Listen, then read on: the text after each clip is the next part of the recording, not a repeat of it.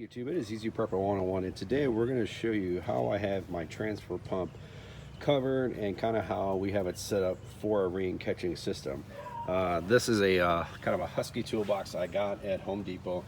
They actually clearing this for some reason. It's normally like 15, 20 bucks, and I got it for like $5 or $7. So really can't beat it because it has one purpose, and that purpose is to have the transfer pump. So as you can see on the outside here, we have the hose that we drilled a hole into the side, which then this goes into our rain catching system.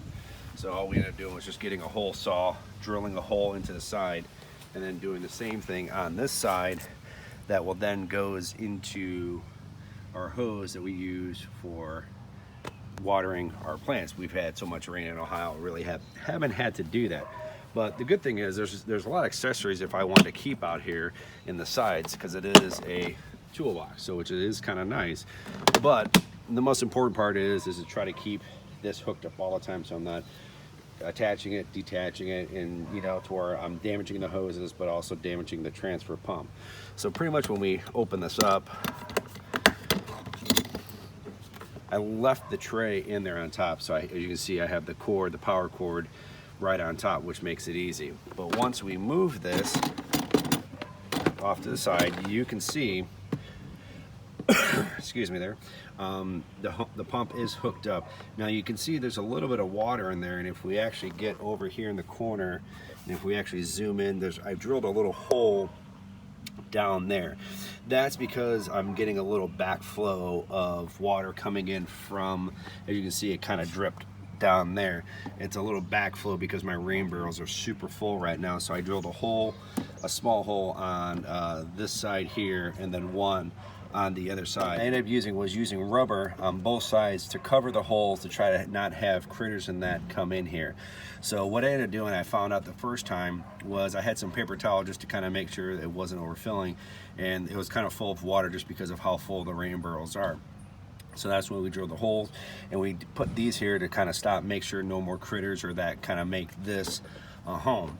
But that's kind of like the setup. And then what we're also doing with this is we have a tarp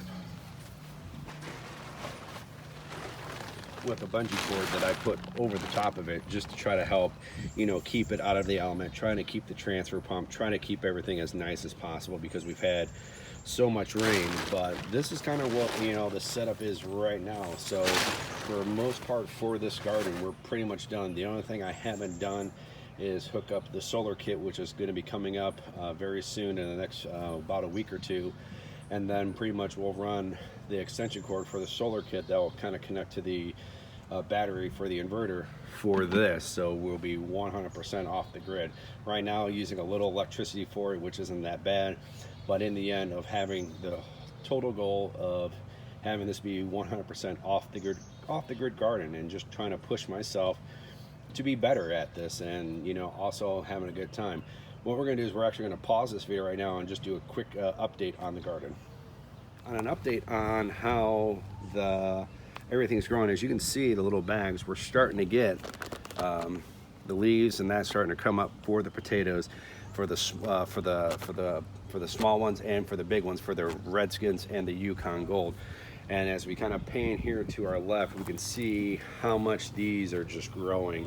To the left here, these are all the Redskins, and then this right here is the Yukon Gold. So these are growing great. Ended up having to take the chicken wire off because the leaves were just trying to push through, and we wanted to have them grow. And I check them every day to make sure that nothing's digging in them, and knock on wood, nothing has been digging them and eating them up. But I have been checking the soil to make sure that the potatoes are not showing. So because if not, I'm gonna put some more in and make sure that they're covered so they can continue to grow.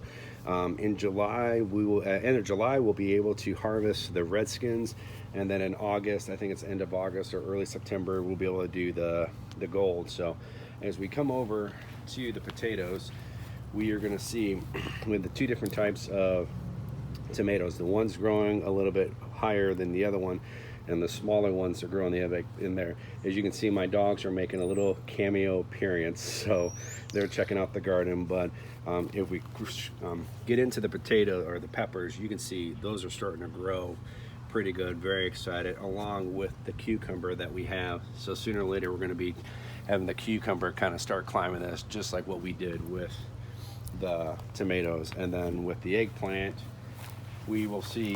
Kind of worried about this. As you can see, there's my dog, she's making a cameo. That this has gotten a lot of water and we're not sure how this is going to do. Got a few little dead leaves, so hopefully this will survive and we'll be able to have some eggplants, but we'll see. But now we're going to kind of wrap this video up on the back to the box. Well, this is going to wrap the video up, so hopefully you guys really like how I kind of have my garden set up here for the transfer pump. It's just been a long time coming to finally get all the pieces together, and we're still kind of making tweaks every day to the transfer pump, to the rain barrels, to the hose, and even to the garden and that. So but super excited about that. I'm ready to get on to the next step of getting the solar kit up, the panels and everything, because that's a new experience for me too, so I'm excited about that. But then also too, I'm not forgetting about doing other prepping stuff of the mountain house meals and other survival stuff too, because I'm not just gardening, but also, you know, getting back to also the prepping too. So hopefully you guys enjoying this great series that we're doing with the garden. So write in the comment section down below if you like this video, and if you have maybe any comments or questions that maybe could help figure out why this is leaking. I do have the Teflon tape on there, or the plumber's tape, so it doesn't leak. It's cranked all the way over. Maybe give me an idea to kind of help so it doesn't leak.